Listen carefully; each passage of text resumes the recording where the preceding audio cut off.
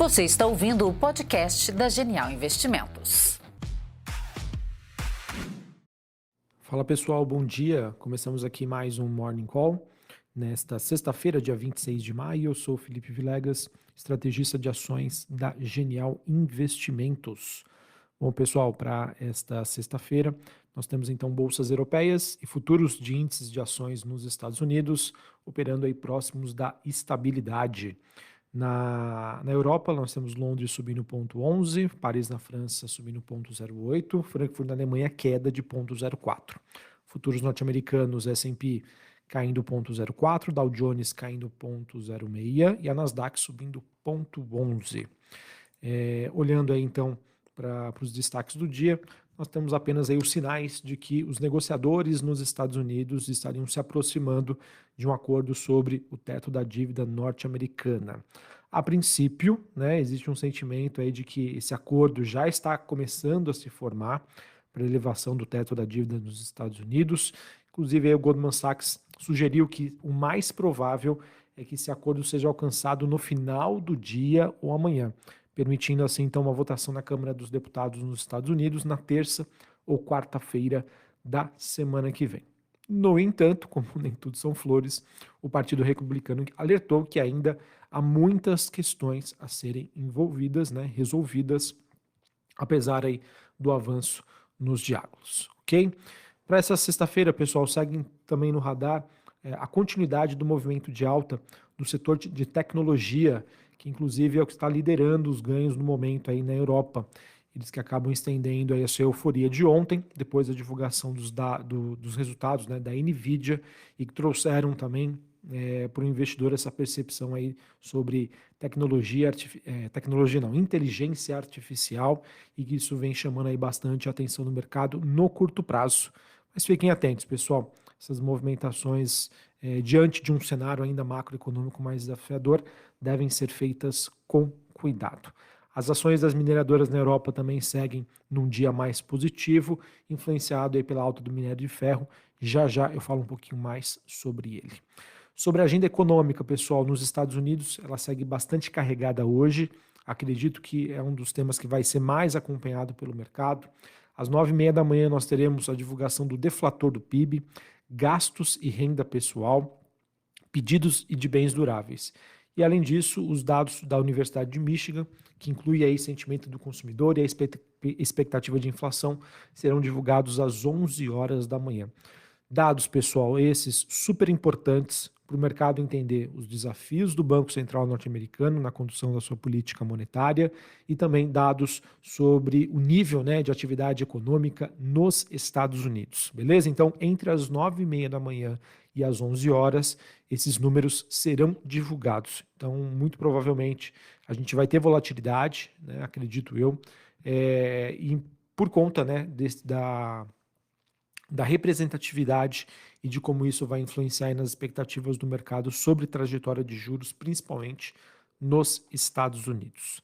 Até o momento, nós temos o dólar index DXY caindo 0,20 a 104,04 pontos, taxa de juros de 10 anos nos Estados Unidos caindo 0,63 a 3,79, Bitcoin subindo quase 1%, na faixa ali dos $26.500 a unidade.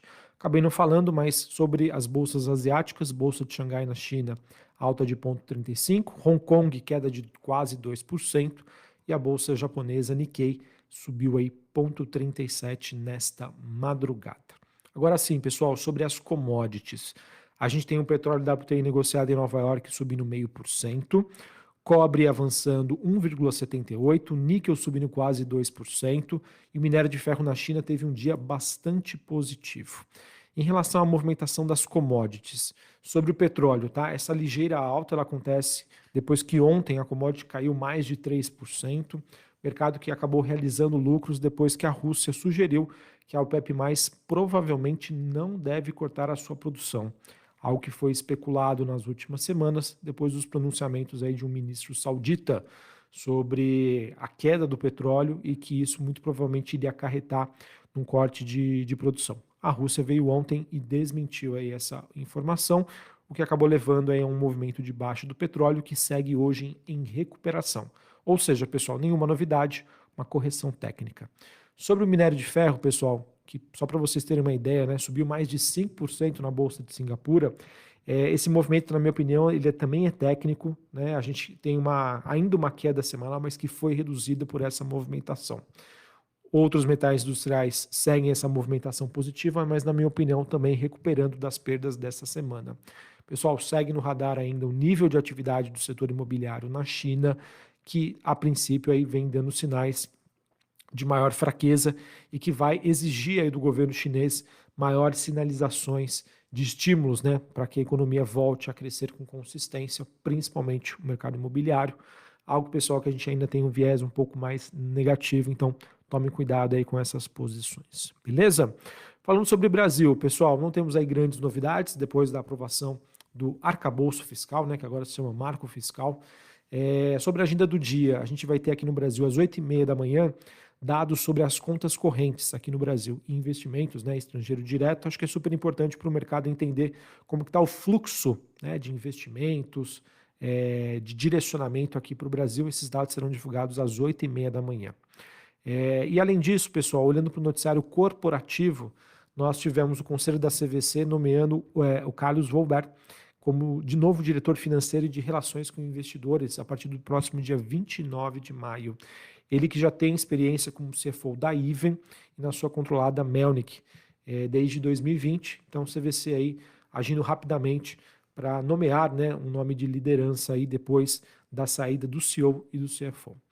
A Embraer também fechou um acordo para a venda de 10 jatos para a SKS Airways, expandindo assim sua presença na região Ásia e Pacífico.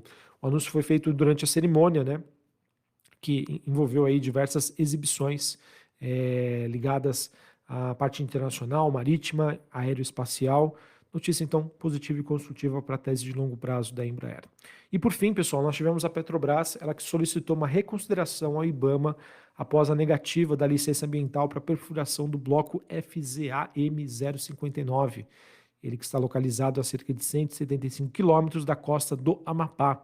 Petrobras afirma que cumpriu todos os requisitos técnicos e jurídicos para essa etapa. Vamos ver aí uma notícia que gera um certo ruído, mas acredito que tende a ser solucionada. Não é, sem sombra de dúvida, o grande medo aí dos investidores, que estão muito mais focados na questão envolvendo a paridade de preços internacional, né, se ela vai persistir ou não, já que ela foi alterada, e como vai ser a condução aí de investimentos e desinvestimentos da companhia. Beleza? Bom, pessoal, então é isso que eu tinha para trazer para vocês. Um dia que começa aí um pouco mais morno, né, diante aí realmente da falta de novidades. Os grandes eventos da semana já aconteceram, mas aquilo, tá? Ainda a gente pode encerrar ou não a semana com chave de ouro, depois aí da divulgação desses dados relacionados à economia norte-americana. Começa a partir das 9h30, vai até às 11h a divulgação destes dados, então fiquem atentos. Acredito que depois disso o mercado vai tomar um direcionamento, e aquilo, né? Sexta-feira aí, depois das 3 da tarde, tende a ficar num ritmo um pouco mais reduzido. Maravilha? Um abraço, uma ótima sexta-feira, um bom final de semana e até mais. Valeu! Você está ouvindo o podcast da Genial Investimentos.